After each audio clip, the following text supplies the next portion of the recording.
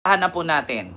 Oo, unahin po natin mga kababayan, itong unang si Chis Escudero ay binanatan po no ng dating professor ng UP na si Prof. Jokno. Hindi po si Attorney Jokno na kasama nila Congresswoman Senador Laila de Lima, hindi po. Ito po mga kababayan, ipapakita ko sa inyo at ipapabasa ko po sa inyo. Ito po mga kababayan, nakita nyo po, yan po ay post ng tawag dito, People's Tonight. Ayan. Si Prof. Jokno or dating professor ng UP Diliman, no? College of Law, binira po si Chis Escudero. Bakit? Nakalagay po dito, according po dito, Prof. Jokno, anong silbi ng utak at talento kung walang prinsipyo at tapang paninindigan ito? Positions do not confer honor. You bring honor to the position, pahayag ni Professor Emeritus Maria Serena Diokno. Ayan po, binira si Chis Escudero. Iparinig ko po sa inyo mga kababayan ang kanyang mensahe at ang kanyang sinasabi. Kasalanan ng mga gumawa ng ating ito po, sa UP ay all or nothing. Tell me, ano ang silbi ng utak at talento kung walang prinsipyo at tapang upang panindigan ito? Imagine, isang salita, forthwith, ay ayaw intindihin ng nanunungkulan sa Senado. Chis Escudero! UP graduate, At binigyan pa ito ng bagong kahulugan. Hindi agad, forthwith, kung hindi 4 na buwan makalipas. O dili kaya kapag may panahon pa ang Senado. Dagdag niya, kasalanan ng mga gumawa ng ating saligang batas ang di umano'y kalabuan ng salitang forthwith. Dapat daw, sa halip nito, mga kababayan, putulin ko lang po. Ang sinasabi po dito ni dating Professor Diokno ay ang salitang forthwith, mahirap daw intindihin ni Chis Escudero. Mahirap ba daw ipaintindi sa mga nakapag-aral at nakapagtapos at meron pang ang ranggo sa politiko na Senate President? So walang iba, si Chis Escudero. Mahirap ba daw intindihin ang salitang forthwith? Ibig sabihin po ng salitang forthwith ay madaliin, or immediate action. So sa madaling salita, pag sinabing forthwith, proceed, ituloy, gawin agad. So mahirap pa ba daw yan gawin? Binigyan pa daw ito ng ibang kahulugan. Kung ang forthwith na sinasabing madaliin or immediate action, ginawang 4 months. 'Di ba? Bukod doon, sinisi pa ang mga gumawa ng batas kung bakit ganon ang batas na ginawa nila. 'Di ba? Tama naman sabi ni Professor Jokno. gamit ang salitang immediately. Immediately. What utter nonsense. 'Di ba? Batch 2025. Hindi ito usapin ng talino, kundi ng kawalan ng prinsipyo, ng pansariling ambisyon, ng transaksyong pampolitika sa pagitan ng mga mahigpit na pumakapit Ma'am Rebecca, sa hello po. kapangyarihan. Remember this, if money is your sole and abiding purpose, you need not even... If money is your sole and abiding purpose, pakinggan mo yan. Sana marinig mo yan. Chis Escudero. Ito. is your sole and abiding purpose, you need not even try to be human. The quickest way to riches, as we have seen, is to take shortcuts, align with the powerful, and exploit other human beings. 'Di ba? But true achievement emanates from your knowledge and talent, coupled with a profound sense of humanity. Batch 2025. Narinig nyo, sabi niya sa kanyang salita. Actually mga kababayan, habang nanood ako dito kanina, parang gusto kong umiyak. Parang tutulo yung luha ko. Bakit? Ganito po kasi. Habang pinakinggan ko ang kanyang mensahe sa mga graduate or sa mga nakapagtapos, sabi ko sa sarili ko, ako nga, na hindi ako nakapagtapos ng kolehiyo, wala akong hawakang degree, nahihiya ako. Paano pa kaya itong mga politisyan na nakapagtapos sa UP at kumampi sa katiwalian? Kaya nga sabi ko sa sarili ko, di bali na pala na hindi ako nakapagtapos. Mas piliin ko na lang sigurong tumira sa bukid at magtanim na lang ng gulay. Bakit? Aanhin mo yung nakapagtapos ka kung ang iyong pinag-aralan ay hindi mo naman nagamit. Di ba? Ginamit mo naman ito sa kasamaan. So useless lang din ang pag-aaral mo sa prestigious na paaralan. Di ba? At magandang edukasyon na iyong nakamit kung mag-aral ka lang din naman at hindi mo gamitin ang iyong pinag-aralan. Gagamitin mo lang ito para sa kasamaan, pumasok ka sa gobyerno, pumasok ka bilang politiko, tapos magnakaw ka lang din naman. Mas maigi pang piliin ko ang magsasaka na lang. Di ba? Kaya nga sabi ko sa sarili ko kanina, napaiyak ako eh. Sabi ko, grabe, blessed sila. Kasi bakit? Nakapagtapos sila. May magulang silang nagpapaaral sa kanila. May nagasto sa kanila. Ako, since I was 15 years old, marunong na ako magtrabaho mag-isa. Tumira ako, nangupahan ako, nagtrabaho ako, kaya kong tustusan ang sarili ko since I was 15 years old. Hindi na ako nakapag-aral. Bakit? Kasi nga, kulang. Wala ka pang gastos, financial problem, pero blessed yung mga anak ngayon na nakapagtapos at meron silang mga degreeng pinanghahawakan. Kaya nga sabi ko, kung meron mang mga nanonood sa akin ngayon ng mga kabataan, kasing edad kong nakapagtapos at may mga degreeng pinaghahawakan, ingatan nyo po yan. Bakit? Walang katumbas na yaman ang inyong kaalaman. Tandaan ninyo, kahit gaano ka mahal ang isang diamante, hindi nakakatumbas ang diamante sa katalinuhan at kaalaman. Kaya huwag niyong sayangin.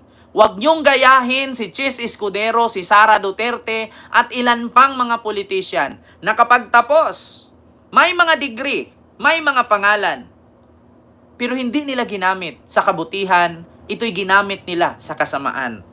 Sabi nga ni Professor Diokno, na pera.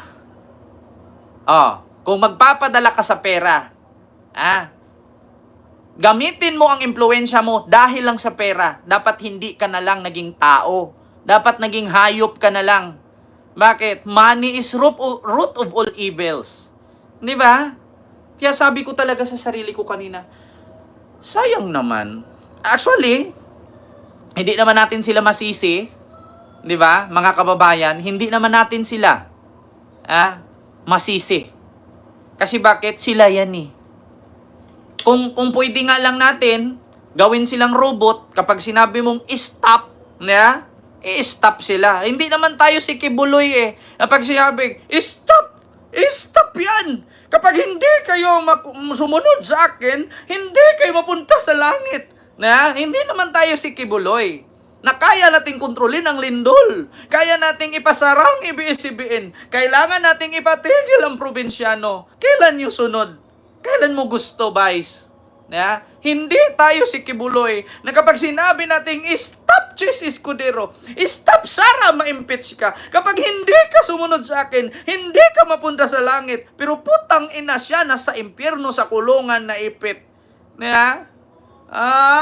Pero sa totoo lang mga kababayan, sapul po si Chis Escudero. Kaya nga napag-isip-isip ako kanina, di bali na lang pala. Di ba? Na hindi ako nakapagtapos sa pag-aaral. Bakit? Kung makapagtapos lang din naman ako sa pag-aaral, tapos papasok ako sa politiko, tapos maging politician ako, magnakaw lang din ako, useless lang. Marami nga nagsasabi sa akin, ang lakas mo namang mamuna. Ang lakas mo namang manilip sa ginawa ni Sara at ni Chis Escudero. Ba't hindi na lang ikaw kaya ang magpresidente? Kung pagbigyan lang ako ng pagkakataon ako maging presidente, gaganda ang Pilipinas. Isa lang ang sasabihin ko. Lahat ng mga local government units, pagtatanggalin ko yan, palitan kong sheriff. Bakit? Asan yung mga SK, barangay kagawad, chairman, city councilor, May function ba sila? Si mayor lang din naman ang gumagawa at pulis. Pag may gulo, kagawad, tanod, barangay chairman, walang kwenta. Pulis lang din ang gumagawa. Yeah? Pagdating naman sa city, pag may problema, asan si city councilor? Asan si vice mayor? Wala. Si mayor pa din ang gagawa at pulis. Ba't hindi na lang tayo magtira ng mayor dyan, congressman at pulis? Tanggalin lahat ng mga mababa sa local government unit. Kasi dagdag sahod lang yan eh. Tignan nyo Maynila, napakaraming barangay, bawat kanto barangay. Tapos, wala namang nangyayari. Daming pinapasahod. Tapos ang daming nagreklamo, nagugutom, naghihirap, ang baba ng sahod. Bakit? Paano, ito mga kababayan paano hindi magiging mababa ang sahod ng mga manggagawang Pilipino? Kasi po, ang mahal ng bilihin. Bawat kilos mo, may tubo. Tandaan mo, ako ngayon, nagbenta ako ng balot. Ang benta ko, 20. Yung kapitbahay ko nainggit kasi maraming bumili, benta niya 22. Nainggit na naman yung isang kapitbahay, ibenta niya 24. Pamahal ng pamahal, pataas ng pataas. Tapos yung sahod ng tao, pababa ng pababa ng pababa. Yung bilihin, pataas ng pataas. Tapos pagdidibatihan pa kung kailan mo dagdagan, 50 pesos lang yung minimum wage. 'Di ba? Kaya nga ako, sabi ko sa inyo, kapag kayo, mga Pilipino, malakas pa ang buto ninyo, mag-abroad kayo. Uwi na lang kayo pag ugod-ugod na kayo. 'Di ba, Ma'am Rosana Ragudo? Uwi na lang kayo pag ugod-ugod na kayo, mag-abroad kayo. Walang future dito sa Pilipinas. Bakit? Lahat dito binibili. Ultimo dahon ng kangkong binibili. Sa amin, pinapakain lang ng baboy sa probinsya. Yeah? At saka kayo namang nasa Pilipinas, ang pinapadalahan ng mga abroad, isipin nyo po, hindi pinipilit, hindi pinupulot ng mga nag-a-abroad yung perang pinapadala sa inyo. At hindi po porkit may mga abroad na nagpapadala sa inyo, hindi na kayo nagtatrabaho. Paano unlad ang inyong buhay kung umaasa lang kayo sa nagpapadala sa inyo? Tandaan ninyo, yung nagpapadala sa inyo, may mga anak din yan. May mga apo din niyang inaalagaan. Hindi porkit kapatid ka ng naka-abroad, pamangkin ka ng naka-abroad, ay iasa mo na lang. Tandaan mo, pag uwi ng nag-abroad, resibo dala. Tapos kayong pinapadalahan, swerte yung buhay nyo, kay Starbucks pa. Di ba?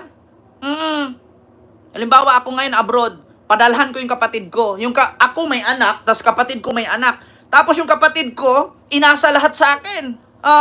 Paano kaunlad ang buhay mo kung ako, umuunlad nga, umasa ka lang naman sa akin. Lahat dapat ng pinadala ko sa iyo, gawin mong tindahan. I-invest mo para tumubo. Hindi yung binigay ko na yung kaliwa kong kamay, pati yung kanan, kukunin mo pa. Pagtapos ko, pagtanda ko, anong makukuha ko, anong mapapala ko, anong benepisyo ko. Kasi na lahat sa pamilya ko napadala. Kaya minsan din po, ako po'y nananawagan, mga kababayan. Ang mga magulang naman po minsan, huwag nyo pong gawing insurance ang anak ninyo. Ako sinabi ko talaga sa nanay ko yan, Ma, huwag niyo po ako gawing insurance. Bakit? Pinalaki niyo ako, yes. Binuntis mo ako ng 9 na buwan, yes. Kahit magsirkubalintong ako, hindi ko kayang bayaran ang pagtitiis mo. 9 na buwan sa tiyan, ilang taon mo akong pinapalaki. Pero hindi po porkit lumaki na ako, ako po'y mag-alaga at magpakain sa iyo. Kasi hindi lang man po ako anak mo. Sabi ko, di ba?